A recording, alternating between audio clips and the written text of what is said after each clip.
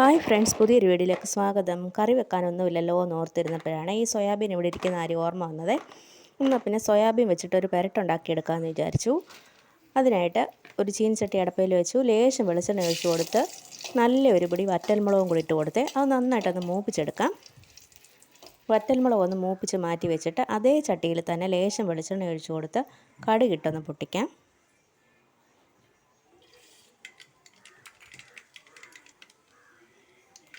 കടുക് നന്നായിട്ട് പൊട്ടി വരുമ്പോൾ നമുക്ക് ഇതിലേക്ക് പട്ട, ഏലക്ക, ഗ്രാമ്പൂ,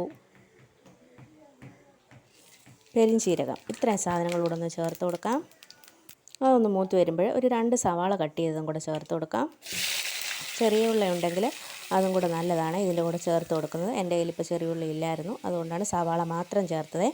ഇനി നമുക്കിതിലേക്ക് കറിവേപ്പിലയും കൂടെ ചേർത്ത് കൊടുക്കാം. 3-4 അല്ലി വെളുത്തുള്ളി ചതച്ചതും കൂടെ ഫുൾ വീഡിയോ നമ്മുടെ ചാനലിൽ ഇട്ടിട്ടുണ്ട്. വീഡിയോ ഇഷ്ടപ്പെട്ടാൽ ലൈക്ക് ചെയ്ത് ഷെയർ ചെയ്ത് സബ്സ്ക്രൈബ് ചെയ്യണം. താങ്ക്